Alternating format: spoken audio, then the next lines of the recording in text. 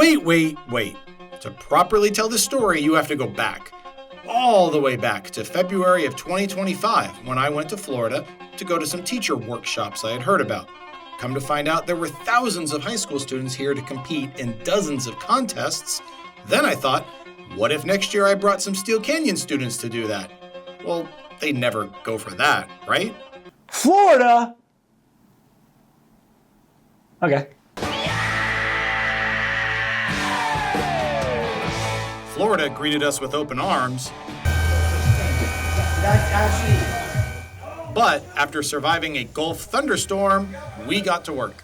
The best thing to compare it to is like summer camp, where it's something that's fun. It's something you wanted to go to. It's something you like doing. Your friends are around you. There's like good activities. You're surrounded in you're in a new area. It's different, but it's still hard to get up and eat and then do things for 10 hours and then eat and go to sleep. Creating a short film is hard enough for an entire crew given weeks of time.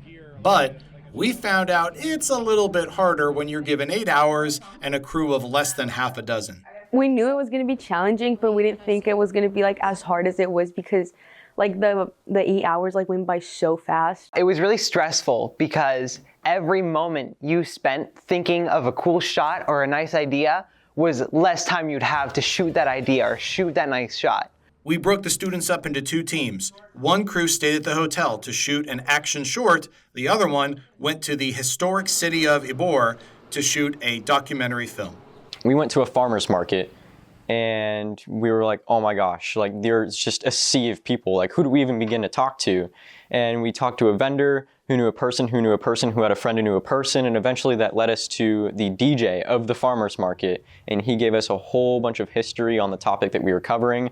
There was a scene where I had to be on a train, I had to be getting onto a train, and you can't really control when those show up and when they don't show up, so we had to wait for one to pull up and then just quickly set up the shot. We entered another contest on Sunday and 2 more on Monday.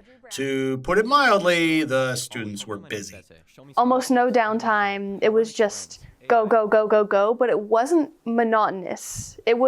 Every experience was fun, and even though it was taking time, it was taking energy, it was very busy, a lot busier than I expected, but it was all really fun, and it was all a great experience throughout the whole thing, even though there was no downtime. STN is nice enough to alternate coasts, so next year's convention is in Long Beach, which by comparison is practically walking distance. And as you can see, we need more students involved.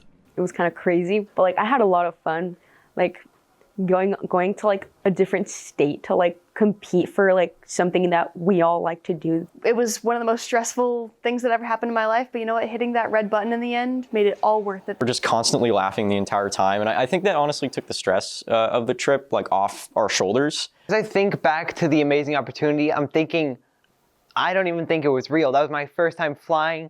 It's still something that I'm really passionate about, and it makes me happy doing it. So now I have all this experience that I can apply in film and later in life when I make fun videos for my friends and things like that. I'm still just amazed we were able to do it, and I'm so glad that I go to this school where we're able to do really awesome things like that, and I really hope that's able to be continued because it was such a unique thing for me to be able to experience. The only way to be a part of future trips to the STN convention is to be part of the media pathway at Steele, which means taking my classes. And the good news? It's not too late to add them to next year's schedule. For SCTV News, I'm Richard Dorsha.